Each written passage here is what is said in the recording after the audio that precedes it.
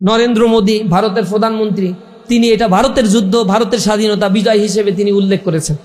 এর আগেও গত বছরও তারা একই কাজ তারা করেছে। তারা বাংলাদেশের জনগণের এই লড়াইকে স্বীকার করে না। আমাদের ৭১-এর মুক্তিযুদ্ধের ব্যাপারে আমি এটা ধিক্কার জানাই, এটা নিন্দা জানিয়ে রাখি। ইভেন যখন এইগুলা পাকিস্তানের কাছ থেকে হ্যান্ডওভার করা হয়েছিল এই দেশকে, তখন ছিল হচ্ছে ভারতের সেনাপ্রধান, বাংলাদেশের কোনো সেনাপ্রধান সেখানে উপস্থিত থাকে নাই বা তাদের হাতে এটা হ্যান্ডওভার করা হয় নাই। এটা তো স্বাভাবিকভাবেই ভারতকে ওই মনস্তাত্ত্বিক জায়গায় নিয়ে গিয়েছে যে আমরা একটা করুণার দান হিসেবে বাংলাদেশকে দিয়েছি। কিন্তু এটা একটা মিথ্যা বয়ান তারা তৈরি করেছে। বাংলাদেশের মুক্তিযুদ্ধে খেটে খাওয়া মানুষগুলো রাস্তায় ছিল, খেটে খাওয়া মানুষগুলো জীবন দিয়েছে, এই মানুষগুলো তাদের স্বাধীনতাকে এনে নিয়েছে। কিন্তু এই স্বাধীনতাকে বেহাত করার জন্য তারা তাদের মতো করে ষড়যন্ত্র করে দীর্ঘ সময় ধরে বাংলাদেশকে এক আধিপত্যবাদের করাল গ্রাসে নিমজ্জিত করেছে, অর্থনীতিকে কুক্ষিগত করার জন্য রাজনৈতিক বয়ান দাঁড় করিয়েছে, ইতিহাসকে মিথ্যাভাবে চিত্রায়িত করেছে এবং জাতির মধ্যে একটা বিভাজনের রাজনীতির রেখা তারা টেনে দিয়েছে। এই রেখা যদি আমরা ভাঙতে না পারি, আমরা যদি এই কথাগুলো বলতে না পারি, নতুন বাংলাদেশের স্বপ্ন জাতিকে নিয়ে না দেখাতে পারি, তাহলে এই বাংলাদেশের 2024 সালে এসে বলতে হচ্ছে মাথাপিছু আয় $2883 মার্কিন ডলার, ওগুলো আরো 20 বছর পরে গিয়েও $3272 মার্কিন ডলারের মধ্যেই সীমাবদ্ধ থাকবে।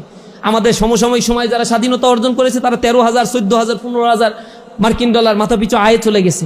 আবার তাদের এই মাথাপিছু আয়ের মধ্যে কোনো শুভঙ্করের ফাঁকি নাই, আমাদের এখানে শুভঙ্করের ফাঁকি আছে। আমাদের গিনি কোএফিসিয়েন্টের ডিসপারশনটা অনেক বেশি। ইকোনমিক মেজারমেন্ট হয় গিনি কোএফিসিয়েন্ট দিয়ে, মাথাপিছু আয় দিয়ে নয়। মাথাপিছু আয়টা হচ্ছে একেবারেই শুভঙ্করের ফাঁকি। আপনার 20 লাখ টাকা ইনকাম, আমার হচ্ছে 500 টাকা ইনকাম, দুইজনের ইনকাম হচ্ছে 10 লাখ 250 টাকা, এই হচ্ছে আমার মাথাপিছু আয়। এগুলো একেবারেই শুভঙ্করের ফাঁকি। গিনি কোএফিসিয়েন্টে বাংলাদেশের দেখা যাচ্ছে যে ইনকাম ডিসপারশন লেভেলটা অনেক অনেক হাই।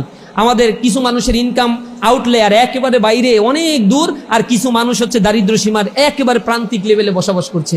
এগুলো আমাদের ভিতর থেকে দূর করতে হবে। মানুষের সম্পদগুলোকে দেখেন ইন্ডাস্ট্রিয়ালাইজেশন করা হয়েছে, পারপাসিভ ইন্ডাস্ট্রিয়ালাইজেশন।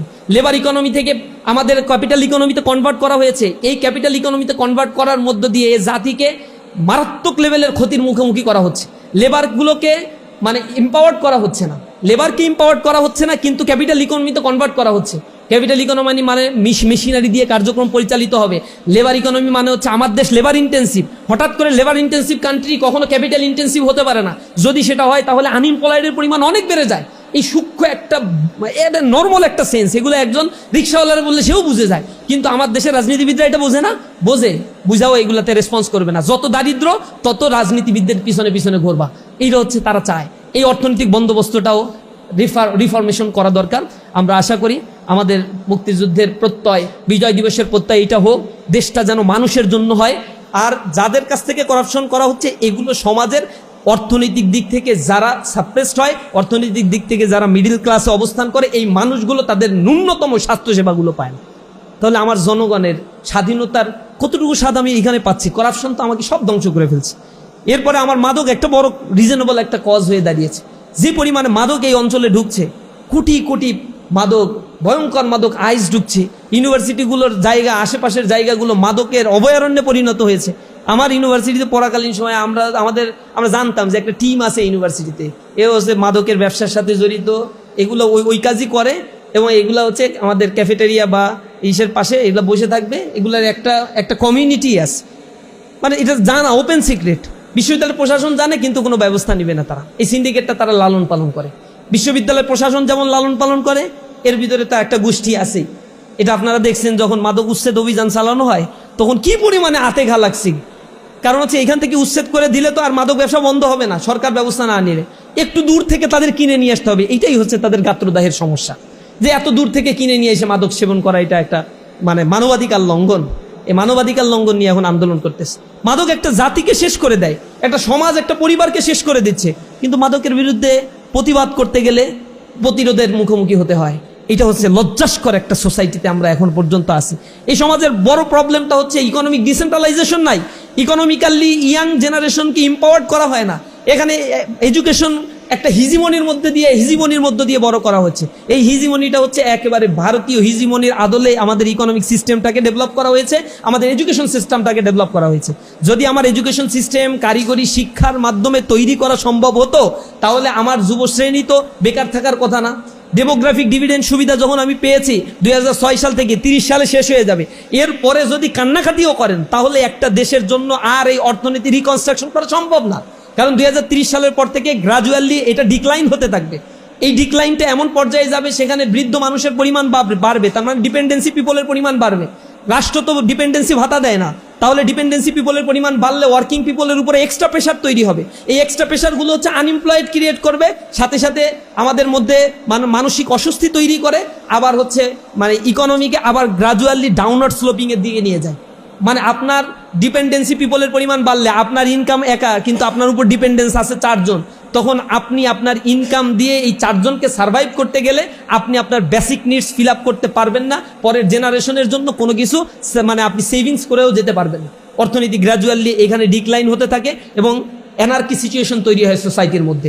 এই সোসাইটির মধ্যে তখন হচ্ছে নিম্নবিত্ত শ্রেণী মানে সন্ত্রাসকে বাছাই করে নেয়, লুটপাটকে বাছাই করে নেয়, কোনো একটা রাজনৈতিক আশ্রয়ের অধীনে যায় এবং সেই রাজনৈতিক শক্তিকে কুক্ষিগত করে করাপশনকে তারা তাদের হাতিয়ার হিসেবে গ্রহণ করে নেয়। ইকোনমির সাথে সোসাইটির করাপশনের অঙ্গাঅঙ্গিভাবে একটা সম্পর্ক রয়েছে।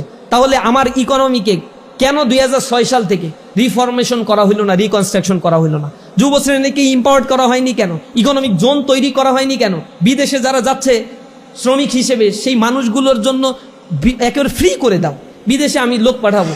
তাহলে আমার যদি বাংলাদেশ সরকার 100 কোটি টাকা যদি একটু বরাদ্দ রাখে যে বিদেশে যে শ্রমিকরা যায় তাদেরকে 100 কোটি টাকা এখানে দিলাম, যেতে যে খরচ হয় তার একটা অংশ বৃত্তি হিসেবে এই শ্রমিকদের দিব। আমার দেশের অর্থনীতি চালায় তো এরা, এই অর্থনীতি যেহেতু যা চালায় এরা, আমার দেশের অর্থনীতির বেসমেন্ট এদের উপরে দাঁড়িয়ে অর্থনীতি যখন বন্ধ করে দিছিল রেমিটেন্স পাঠানো, জুলাই আন্দোলনে হাত পা ধরা শুরু হয়ে গেছিল না? 7 দিন রেমিটেন্স বন্ধ করে দিলে দেশের অবস্থা খারাপ হয়ে যাবে। কারণ 62% খাদ্যশস্য বিদেশ থেকে আমদানি করতে হয় রাইট নাও। আমাদের দেশের কল কবজা যা চলে সব বিদেশ থেকে আমদানি করতে হয়, আর এই আমদানি করতে গেলে ডলার দরকার। ডলার কোত্থেকে আসে? নিজের দেশের অর্থনীতি ফ্লো বাড়লেই ডলারের ফ্লো বাড়ে না। এখানে ইন্টারন্যাশনাল ট্রানজ্যাকশনের অনেক বড় বিষয় আছে, ব্যালেন্স অফ পেমেন্টের অনেক বড় বিষয় আছে। এই ব্যালেন্স অফ পেমেন্ট যখন ইমব্যালেন্স হয়ে যায় তখন দেশের ইকোনমি অস্থির অবস্থার মধ্যে দিনাতিপাত করতে থাকে। এটা একটা মারাত্মক রকমের একটা ভিসিয়াস সার্কেল, একটা দুষ্ট একটা চক্র। বাংলাদেশের ইকোনমিটা solely ডিপেন্ড করে আরএমজি সেক্টরের উপরে, solely ডিপেন্ড করে রেমিটেন্স সেক্টরের উপরে। এখন রেমিটেন্স সেক্টরটাকে পঙ্গু করে দেওয়ার জন্য অথবা এটা লাগাম টেনে ধরার জন্য তো কনস্পাইরেসি দীর্ঘ সময় ধরে চলছে, ব্যাংকিং চ্যানেলে চলছে। আপনারা জানেন বাংলাদেশে $30 বিলিয়ন রেমিটেন্স আসে ব্যাংকিং চ্যানেল দিয়ে, অন্তত $25 বিলিয়ন রেমিটেন্স আসে এই হুন্ডি বাট্টার মধ্য দিয়ে। এই $25 বিলিয়ন যদি ব্যাংকিং চ্যানেল থেকে আসতো তাহলে অসাধু ব্যবসায়ীরা যে টাকা পাচার যেগুলো হয় এগুলো বন্ধ হয়ে যেত, দেশের টাকা দেশে থাকতো। দেশের টাকা দেশে মোবিলাইজ হওয়া মানে এখানে এমপ্লয়মেন্ট ক্রিয়েট হওয়া, ইয়াং জেনারেশন আরও বেশি এম্পাওয়ার্ড হওয়া। কিন্তু সেই জিনিসগুলো আমরা দেখতে পাই না অর্থনৈতিক পলিসির মধ্যে। মানিটারি পলিসি নেয়, ফিসক্যাল পলিসি নেয়। এইখানে রাজনীতিবিদরা যেগুলো হচ্ছে এখানে অর্থ মন্ত্রণালয়ে দায়িত্ব পালন করে, অর্থ মন্ত্রণালয়ে যে সচিব থেকে শুরু করে নিচের দিকে যারা আছে সবাই করাপশনের সাথে জড়িত। সুতরাং কোন ইন্ডিকেটরে কোন দিকে কি গুরুত্ব দিতে হবে এই জিনিসগুলোকে তারা সঠিকভাবে আইডেন্টিফাই করতে পারলেও কোনো ধরনের মেজারমেন্ট তারা নেয় না। মেজারমেন্ট না নেওয়ার পিছনে একমাত্র কারণ হচ্ছে এখানে একটা বিশাল অংশের টাকা তাদের পকেটে যায়, এগুলো তারা নিয়ন্ত্রণ করতে পারে না। প্রতি বছরই ব্ল্যাক মানি হোয়াইট করার সুযোগ দেওয়া হয়। কেন ব্ল্যাক মানি হোয়াইট করার সুযোগ দেব? অবৈধভাবে টাকা পাচার করছে আর তুমি এটা হোয়াইট করার জন্য অফার দিয়ে দাও। অফার দিলে কয় টাকা হোয়াইট করে? কেউ হোয়াইট করে না। সবসময়ের জন্য এই সুযোগ সুবিধা, তার মানে এই রাষ্ট্র জাতিগতভাবে একটা করাপশনের মধ্য দিয়ে যেতেই তারা পছন্দ করে।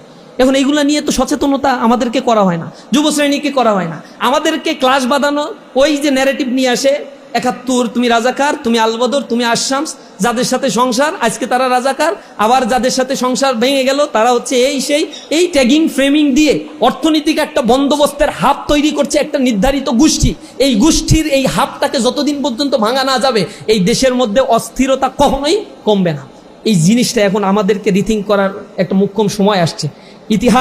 ইতিহাসের গতিতে চলে না, ইতিহাস তার ইকোনমিক ফিলসফির আলোকে চলে, পলিটিক্স তার ইকোনমিক ফিলসফির আলোকে চলে। ইকোনমিক্স আলাদা কোনো সাবজেক্ট এই পৃথিবীতে ছিল না। একটা সময় ছিল পলিটিক্যাল ইকোনমি। পলিটিক্যাল ইকোনমি এইটাকে ইকোনমির ভাস্ট সেকশন বাড়ার কারণে এখান থেকে বের করে ইকোনমিকে আলাদা করা হয়েছে। কিন্তু পলিটিক্স আর ইকোনমিক্স এটা অঙ্গাঅঙ্গিভাবে জড়িত, সব ইকোনমিক্সটা এটা স্বীকার করে। কারণ পলিটিক্স আর ইকোনমিক এই দুইটার পলিসির উপরে ডিপেন্ড করে এটা রাষ্ট্রের কাঠামো, মানুষের সুশাসন, মানুষের মধ্যে সাম্য, মানুষের মধ্যে মানে সমাজের তার প্রপার্টি যেটা তার ওনারশিপে রয়েছে সেগুলো প্রাপ্তি, এই সব কিছু এইগুলো নির্ভর করে হচ্ছে ইকোনমিক পলিসি, পাশাপাশি রাষ্ট্রের পলিসির উপরে। সুতরাং এই রাষ্ট্রের পলিসি, ইকোনমিক পলিসি, এগুলো রিফরমেশনের উপরে অনেক অনেক বিষয় আমাদের ডিপেন্ড করে। আমরা এই প্রজন্ম বলতে শিখবো, বাংলাদেশকে নিয়ে ভবিষ্যৎভাবে বিনির্মাণ করা শিখবো। আমাদের ভিতরে বিভেদ তৈরি করে কোনো জাতি আগাতে পারে না। ইউরোপ আমেরিকার যে জাতিগুলো একটা সময় যুদ্ধ করেছে, অনেক ঘটনা ঘটেছে তাদের মধ্যে, কিন্তু তারা স্টেপ ফরওয়ার্ড, সামনে কি করবে, স্বাধীনতাকে কিভাবে তারা হেফাজত করবে, রক্ষা করবে, মানুষের মর্যাদা কিভাবে রক্ষা করবে। এমন না যে স্বাধীনতা পেয়ে আবার আমি আধিপত্যবাদের আর একটা আধিপত্যবাদের মধ্যে নিজেকে নিমজ্জিত করে ফেললাম, তাহলে তো এটা আমাদের জন্য লস হইল। যে দেশের মানুষ তার মুক্তি মিলাতে পারে না, স্বাধীনতা মিলাতে পারে না, মানুষ তার অর্থনৈতিক মুক্তি মিলাতে পারে না, মানুষ তার রাজনৈতিক দাসত্ব থেকে মুক্ত হতে পারে না, এটা মুক্তিযুদ্ধ হতে পারে না, বা এটা মুক্তি দিতে পারে নাই আমাদেরকে। সুতরাং আমরা আশা করি যেন আমরা নতুনভাবে এই বাংলাদেশকে বিনির্মাণ করার জন্য আমরা নিজেদের জায়গা থেকে সর্বোচ্চটুকু দিয়ে দিতে পারি, সর্বোচ্চটুকু দিয়ে নিজেদেরকে সেই যোগ্য করে গড়ে তোলার জন্য সর্বোচ্চ চেষ্টা আমরা করব। আল্লাহ রাব্বুল আলামিন আমাদেরকে সেই তৌফিক দান করুন। সবাইকে মহান বিজয় দিবসের শুভেচ্ছা জানিয়ে আমার কথা শেষ করছি। আসসালামু আলাইকুম ওয়া রাহমাতুল্লাহি ওয়া বারাকাতুহু।